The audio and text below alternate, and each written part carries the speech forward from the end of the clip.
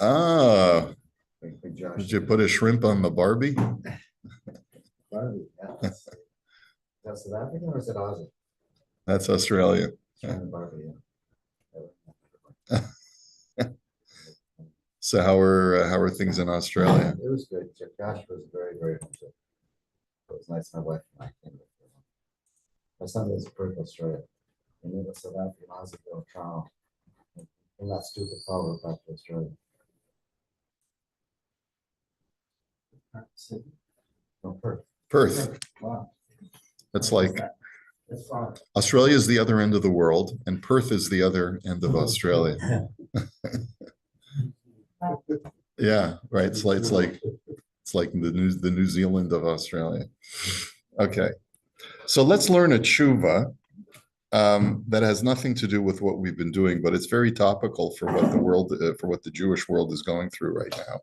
This was written by Harav Yaakov Ariel. We know that there's a problem in this. Oh, I forgot to put it up. Sorry. Bad. Okay.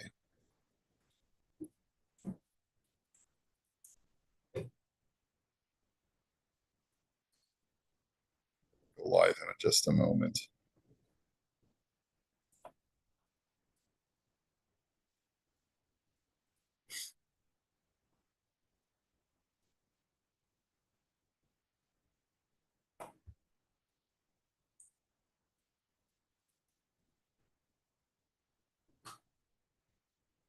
Give it a sec. There we go. Azivat haaretz unetishat ha'ir mechashash sakana. Are you allowed to leave Eretz Yisrael or leave a city within Israel out of a fear of attack? Wow. Okay. So here are the chapter headings of this tshuva. She'elot shel aziva unetisha, questions of forsaking and leaving the land. Ha'im pikuach nefesh docha et yeshivat haaretz. Does saving life, override the mitzvah of living in Eretz Yisrael? Mitzvah kibud avayim, the mitzvah of honoring your parents, if your parents tell you, we want you to come home. We want you, no, not to come home. We want you to come back to Chutz La'aretz. Okay? Mitzvah yeshivat haaretz b'sha'at cherum. But what about the mitzvah of living in Eretz Yisrael in a time of emergency? What about the issue of lo ta'arotz mipenehem? Do not fear the other nations. What about Torah magna umatzla, that the Torah will protect and save? Netishat ha'ir, forsaking the city, and it has its own separate categories, because now there are cities in Israel that are completely abandoned. V'lo yimaset levavechav. The Torah says you're not allowed to cause cowardice to spread. So by your fear that causes you to leave Eretz Yisrael, you might infect others. Heter lihishar b'makom chash sakana. Is there such a heter to remain in a place which is dangerous? Kivia hazeka nikva behetem l'nisibot.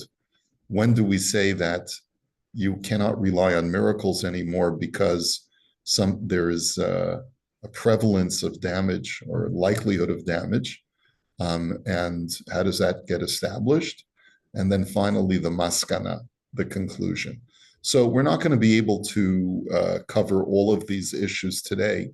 What caught my eye about this tshuva is I did a search on Responsa on my Bar Ilan disk that discuss the pasuk of Ha'achechem yavo'u lamilchama ve'atem teshvufo, which is a quote from this week's parsha, Parshas Matos Maseh. In Parshas Matos, the two tribes of Gad and Reuven approach Moshe Rabbeinu. They say to him, we have a lot of cattle, we have large families, and we would like to settle in the lush, fertile land that is on the Transjordan, on the other side of the Jordan. We don't want to go and inherit Eretz Yisrael with the rest of Bnei Yisrael. We want on the other side. So Moshe is quite upset because his initial thought is, "Ha'achechem yavo'u lamilchama." Does that mean that your brethren will go to war? Ve'atem teshvu fo, and you're going to sit here. How can that be? How can it be that everyone else is going to put their lives on the line except for you to conquer the land of Eretz Yisrael that God wants us to have? Now, this is actually, this pasuk has been in the news a lot because this is the accusation that is hurled at, let's say, certain segments of religious Jews who do not want to serve in the army. And the argument is, how can it be that we have other Jews who are very religious also, who are willing to put their lives on the line and endanger themselves? And you say, no, nicht farmir. That's not for me. So, ha'achechem yavo lamilchama, will your brethren go out to war and you're going to just sit here and not do anything? Is your Torah more valuable than my Torah? In other words, we have boys that are yeshiva boys that go out to the army in the Hesder program and so forth.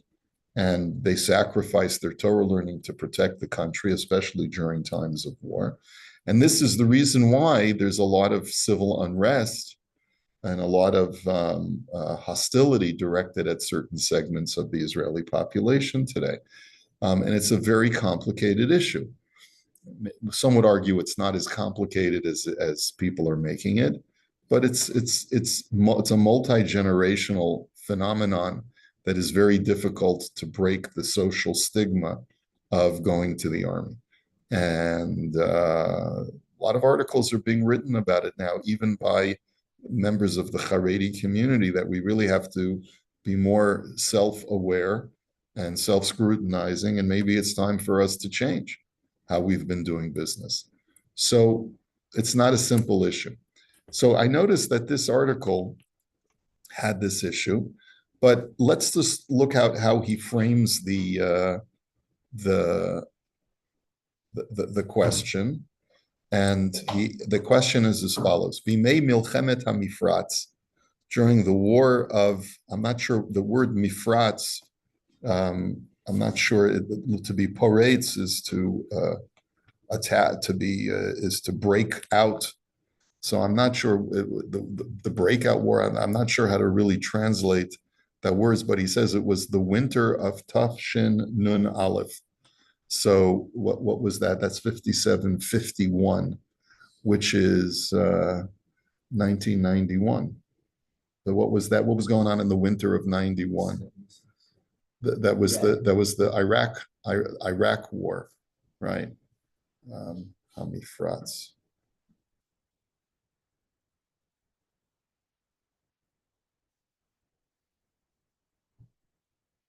The Gulf. It's the Gulf War. That's what the word Gulf. It's the Gulf War.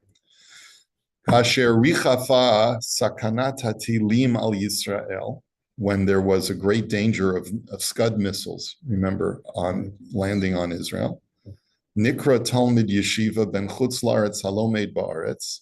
So one of the students who is from Chutz Laaretz, Halomed Baaretz, who learns in Israel, Al Yedei Horav Lachazor Miyad Lebeito. His parents said, you need to come immediately right home. It's a time of war. We didn't send you to Israel to get caught in a war, to get hit by missiles. God forbid. You need to come home. Ha'im mutar lo lishmoa b'kolam. Is he permitted to listen to them and to leave Eretz Yisrael and to go home? Ha'she'elah hanal nogat l'she'elat ha'atzdaka la'azivat ha'aretz bichlal. This question is relevant to what justifications are permitted to leave the land of Israel. Aval nishala gam she'ela im biglal hatkafot hatilim al ha'ir Ramat Gan mutar asur o shemet tzarich.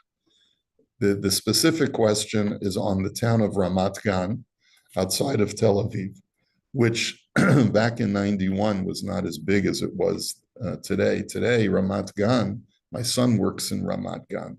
It's a huge tech center. Right? In 91, it was probably just a suburb of Tel Aviv, right? Today, it's like there's skyscrapers in Ramat Gan.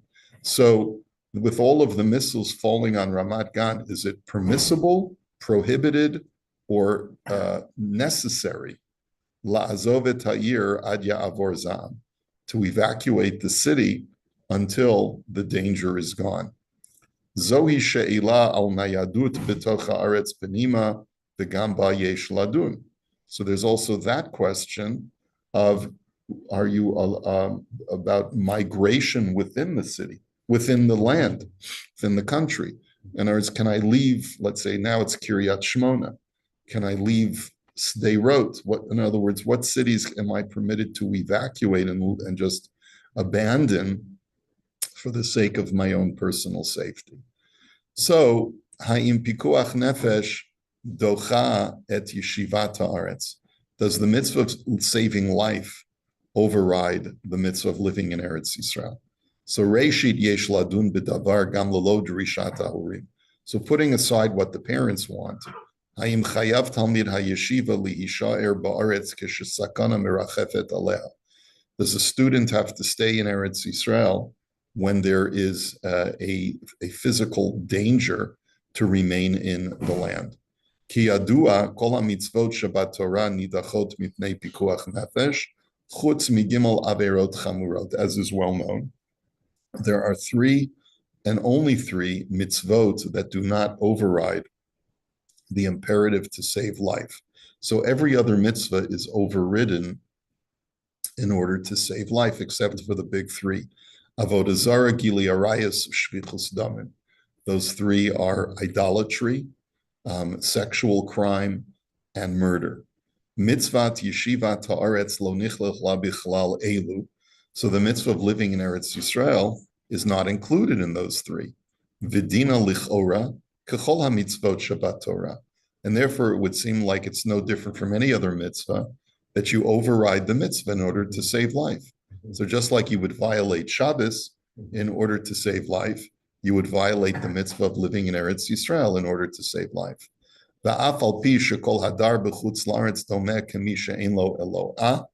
Even though our sages tell us that anyone who lives in Chutz La'aretz is as if he has no God, ve'ein lirot b'mei merazu, divrei, sorry.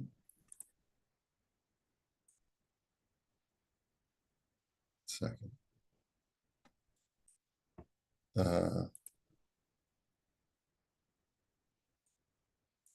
One second, just give me a moment here so that I can figure out where I'm going here.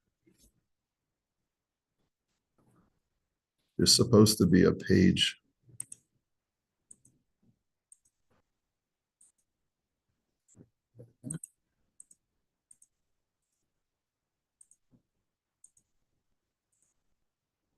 Okay, here we go. Okay, good. This is not just an agadic statement that if you live in Eretz Yisrael is as if you have no God, el psak halacha, but it's rather a halachic psak. Shaharei harambam hevia lahalacha beperek Hilchos melachim. The Rambam actually brings this as a halachic principle in the Mishnah Torah. Mikol makom bevadai she'ein lirot b'Yisrael hagar b'chutz la'aretz oved avodah zarah l'chol hilchotav hachamurot. But that still doesn't mean that living in Eretz Yisrael makes you like an idolater. In other words, you cannot argue that if I live in Chutz La'aretz, I'm committing idolatry, so that I can argue that it's worth giving up my life. Ela shemei achar uve'eretz Yisrael einei Hashem Elokeinu ba v'hashchina shachna la. That they argue, it really all our sages mean when they say that if you live outside of Israel, it's as if you have no God. It means that because God is constant, has constant supervision over the land, and the divine presence dwells there. Kol ha'ozev mekor mayim chayim shel kedusha ve'emuna lachtzov lo barot nishbarim b'chutz la'aretz. It simply means that anyone who leaves the source of the water of life, of holiness, and of faith that exists in the land of Israel, to dig for himself broken wells in Chutz La'aretz, mar'eh ba'atzmo ke'ilu hu mo'es b'kirvat Hashem chalil. You're demonstrating that you are rejecting this closeness to Hashem. So that's all our sages mean, is that if you leave Eretz Yisrael voluntarily for other pursuits in Chutz La'aretz, then you're doing something that is incorrect. But it's not idolatry, mamish. V'hadvarim kal v'chomer. And therefore, one could make a logical argument. Im lischora mutar latzeit l'chutz la'aretz. We know that our sages allow a person for parnasa reasons to leave Eretz Yisrael if he really needs it for his parnasa. Kal v'chomer shemechashash pikuach nefesh.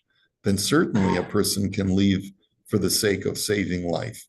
Va'afilu lishkon derech keva b'chutz la'aretz mutar keshechazak harav ba'aretz. And we know this from Avraham Avinu, that you're allowed to leave Eretz Yisrael when there's a famine, right? Ad shenase shaveh dinar chitin b'shnei dinarin. Until the price goes sufficiently down that it's not considered to be a famine anymore. Basically talks about prices, even though the prices are very high, but you still have to go back to Eretz Yisrael once the market stabilizes. And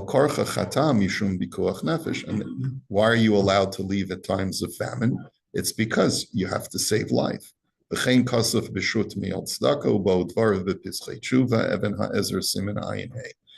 this is brought down by the Sefer Mi'il Tzedakah that is quoted in the Pischei Tshuva, and that's why there's even one of the Balei HaTosfos holds that there's no longer a mitzvah when it's dangerous to live there, to live in Eretz Yisrael at a time when it's dangerous. Okay, I'm going to skip the quote. Im kein benidon didan keshekol hatayarim v'hasochrim nimnu milahagia laEretz Yisrael b'tekufa zu. And therefore, in this comparable situation, where all merchants and where all foreign investors are leaving, they're leaving their, let's say Intel or some other multinational company has its offices there, and they're evacuating because it's not considered to be safe. And even residents who have been living here for years are evacuating out of a fear from the missiles. Mutter gam lebachur hayeshiva la'azov et haaretz ad ya'avor zahav. It is permitted, therefore, for a yeshiva bacher to leave Eretz Yisrael until the threat is over. Hasheila shetzricha lihishael hi eifo. But the question that still needs to be asked is, ha'im mutar lo lihishaer ba'aretz lamrot hasakana. Is he permitted to remain in Eretz Yisrael despite the danger? V'im kein ha'im mutar lo lahamrot et pi horav. And therefore, a corollary of that, is he allowed to disobey his parents' demands that he come home, that he come back to them in Chutz La'aretz? So we're going to skip over the question of Kibud Av Va'em, and I want to go to... Question of yeah. So is it also considered like saving lives, saving spiritual lives, when people come over from Eretz Yisrael, rebelling, educators and people like that that's sort of a way of saving here, or likewise for rabbis or people in education who are involved here, that they have a sort of a heter not to have to be in Israel. Well, I think maybe let's specify your question a little bit more. Are you what kind of educators are you talking about now? These are people who lived in Eretz Yisrael. And you have the shlichim that come in and help in the schools. You know, they come from Israel. They come for 2 years and it's a 2-year contract. Oh, you mean one of the shlichim who lives in Eretz Yisrael, comes here for a short period of time. Sometimes a couple of years. Yeah, well, it's a relatively short period of time, and it's part. What they're doing is knowingly they're leaving Eretz Yisrael for a temporary period with every intention to return, and they're doing it in order to teach Torah to Jews in Chutz La'aretz. They feel that that's part of their contribution to the education of the nation. And they're also doing it for their professional advancement. So it's definitely justifiable, especially because they know that it's a temporary gig, right? Okay. Likewise, for people who are here, do they have a country not to go there because they're involved in education here? Or rabbis leading congregations? Well, this shaila is not dealing with the heter to live in Chutz La'aretz, period. This shaila is dealing with, once you're living in Eretz Yisrael, are you allowed to leave? That's a much harder question to answer. When you're in Eretz Yisrael, are you allowed to leave? When you're in Chutz La'aretz, is there an obligation for you to live in Eretz Yisrael? That's a separate question. But there is some level of overlap for, because there are several responsa that started to be written already in the 19th century, as far as whether or not it is obligatory for every Jew in Europe, where the seat of most Jewry was, to make aliyah.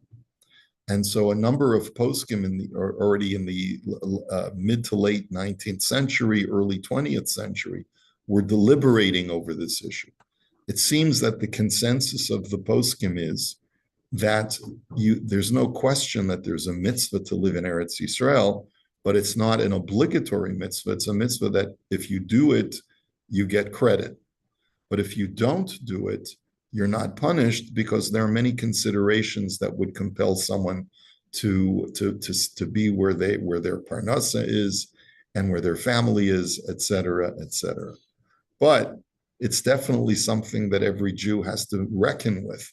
Every Jew of conscience needs to reckon with, why am I living in Chutz La'aretz at this particular juncture of Jewish history, especially at a time when the majority of the Jews in the world are living in Eretz Yisrael, especially at a time when the state of Israel is stronger than it's ever been before, and especially at a time when world anti-Semitism is on the rise.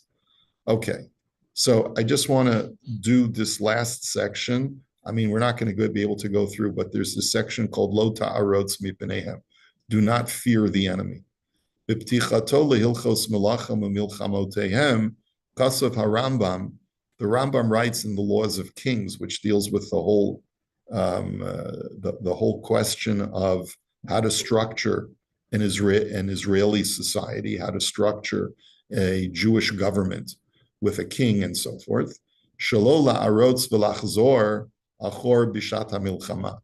He says that it is forbidden to run away from the militia at a time of war. In other words, you're not allowed to retreat from your duty of serving in the army.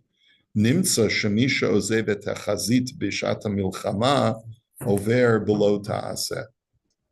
So anyone who leaves at a time of war seems to be, if you leave the front at a time of war, you're in violation of the mitzvah lo saseh.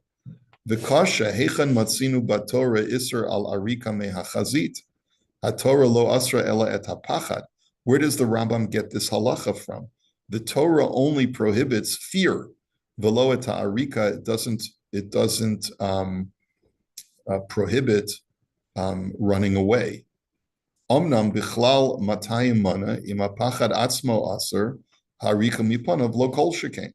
The answer is probably based on logic. If you're not allowed to fear, then logic would dictate that the manifestation of that fear should also be prohibited, which would be going AWOL, because that's what your fear has caused you to do.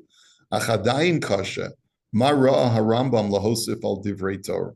But why did the Rambam add to what the Torah says? He should have just said it's prohibited to fear. Yitachen lomar shahanachat harambam yishalo yitachen laesor al instinctium tiviim.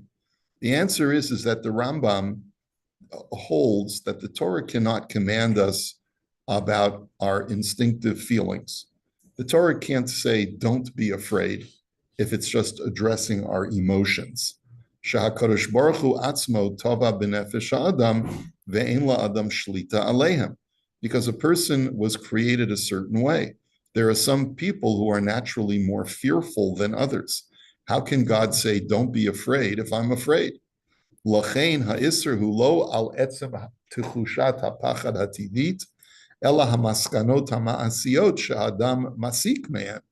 And therefore, the Rambam's conclusion is that when the Torah says, do not be afraid, it doesn't mean don't have the emotion of fear, but rather do not manifest those emotions of fear into physical action. Al elu yesh la'adam shlita, because those you can control. You may not be able to control your fear, but you can certainly control how you react to that fear. V'chein hi shitato be'isr lo tachmod b'reish Hilchos gezela, ha'isr eino b'chemdat halev ela b'lekichas hadavar lirshuto b'foal. And therefore, it's the same thing. When the Torah says, do not covet, do not desire that which belongs to your brother, okay? The Rambam understands that to mean not don't have lustful thoughts, but rather it means don't take that which belongs to your brother. In other words, do not allow your insecurities and your jealousies to be acted upon. That's what it means. V'chein ba'ahavat hareya amar Hillel, mai da'alach sani lechavrach lo tavid, v'lo pirish ata mitzvah keregesh artilai bilvad, mishum shedavar zeh eno birshuto shel adam. And similarly, when Hillel explains the mitzvah of ve'ahavta l'reacha kamocha, love your neighbor or love your fellow as yourself, it's not just a feeling of love, but rather it's a physical manifestation of don't harm someone else. If you don't do to someone else what you wouldn't want to do to yourself, what you wouldn't want to be done to you. V'afal piche. So despite this, matzinu laharambam sheyesh biyacholto shel ha'adam lechanech et atzmo u'lahagia lematzav shabo yishtanu hargashotav. Despite what I've just said, the Rambam also writes in another place that it's possible for a person to work on his emotional state and to try to control his emotions. Ayin l'mashal behilchos yisodei haTorah v'heichi haderech la'avato v'yirato. How does a person bring himself to the fear and love of God? So he says, Bisha sheyitbonein ha'adam b'ma'asav u'biruav haniflaim ha'gedolim. It is possible by contemplation, by intellectual meditation about the state of the world, of the state of God's creation, you can bring yourself to love and fear of God. That sounds so easy. Yeah, when you're getting bombed. What? Yeah, I mean, when you're in a time of sakana, like many Israelis are now, like you can all of a sudden, let me take a minute out to contemplate. Well, he's saying that it is possible to say, if a person says to himself, yes, I'm afraid, let me work on my fear. So But there's the mental anguish. There's no atheists in foxholes. That's true too, but That's when you do think about it. you don't think about it, it's just an instinct.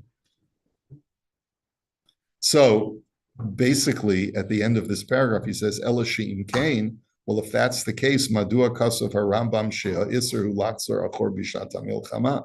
Why does the Rambam say that the prohibition of fearing the enemy only translates as going AWOL from the front lines?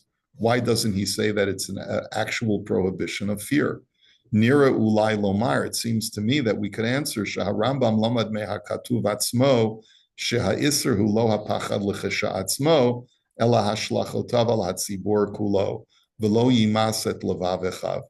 He says it's the pasuk itself implies that it's not a prohibition on the individual to fear, but rather you have a responsibility to not infect your brothers with fear. And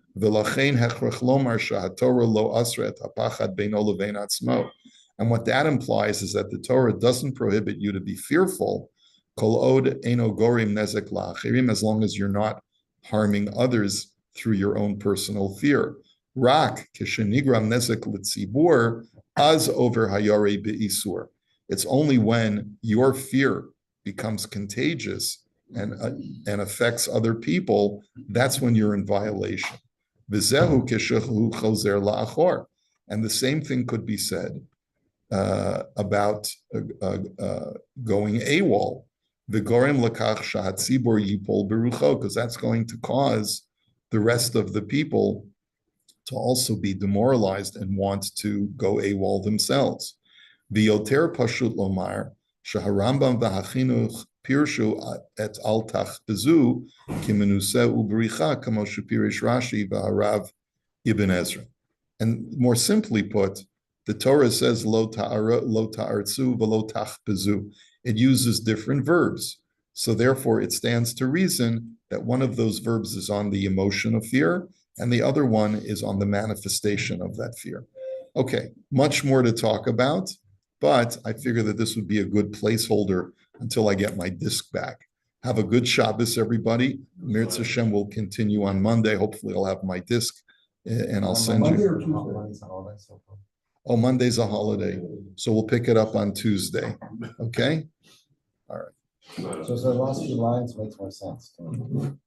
Well, actually, Don't fear fear is- other people, that makes more sense. Fear is one of the reasons that you are exempt from the army, because